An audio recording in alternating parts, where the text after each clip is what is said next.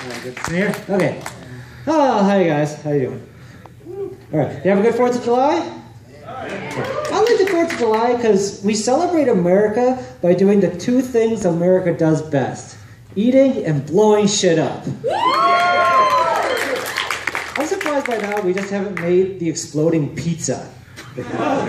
Boom pizza. It's like a drone for your mouth.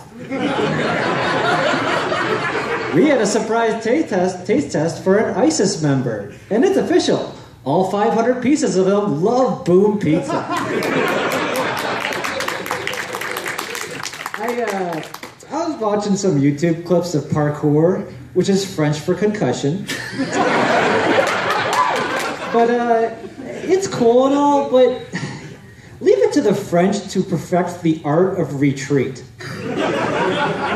Pierre, when you run away, it'd be so much cooler if you did a backflip. It gives the white flag and smoke trail a little je ne sais quoi. People tell me it's about getting from point A to point B, but every time you see it on TV, it's some skinny foreigner running away from James Bond.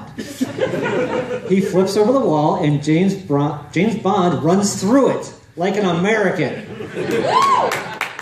And James Bond is really an honorary American. I mean, he treats exotic women the same way America treats exotic countries. He finds one that interests him, screws it, and they die.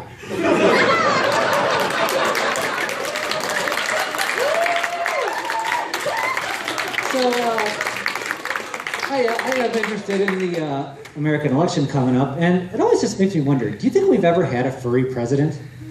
We would never know. Behind closed doors, Teddy Roosevelt could have a bull costume going, bully! Eleanor, his wife in a matador costume with a red cape above her snatch. We wouldn't know. Ronald Reagan, well, if Ronald Reagan was a furry, he wouldn't be an elephant because elephants never forget. But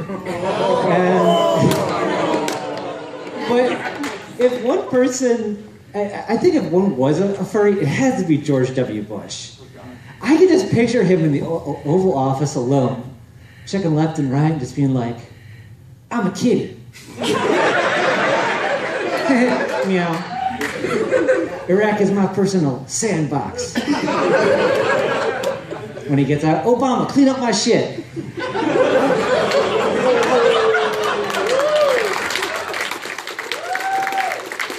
Anyway, so I never thought I'd have one of those superpowers like on Stan Lee's reality show, but I found out if I have beer for dinner, I can create a WMD in my tummy. And I just said that just so I could say WMD and tummy in the same sentence, like Baghdad, Sesame Street. But yeah, I had beer for dinner once and went to bed, and me and my mate were asleep, and everything's fine, and at 4 a.m., I unleashed the beast. Now I've had bad farts before. This was a whole new animal. I wake up, and Alkali is hard to wake up, I'll try to shake him awake, and I'm just like, don't wake up. He just bolts up right away and goes, did you shit the bed?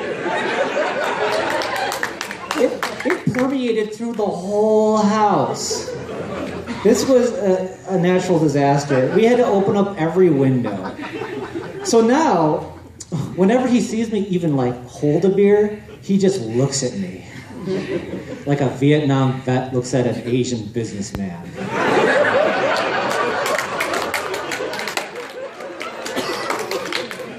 So one more little thing. I was listening to a podcast. I love podcasts, but this guy's he was going on about depression.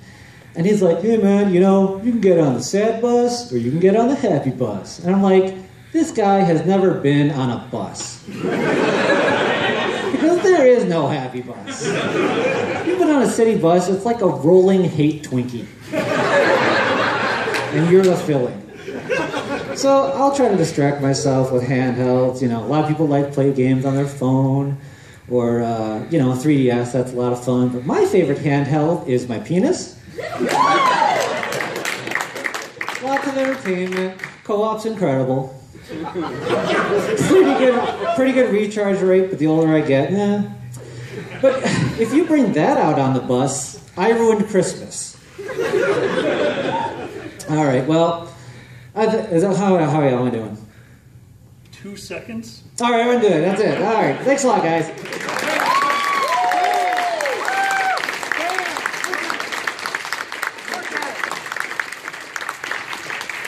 That is 5 minutes, no seconds, 0.87.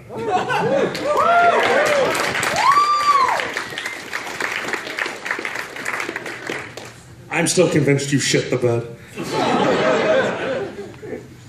It took wallpaper. See, you got this, and this is, I'm a big believer in this. You notice how visual some of the things that he said was. You literally have no choice but to picture Teddy Roosevelt in a bull suit. I love it when a comic can actually do things like that, can actually say words that you get a picture in your head, because that makes it even funnier. And you're really good at doing that. You always have been. So give it up for Xander again, guys. That was amazing.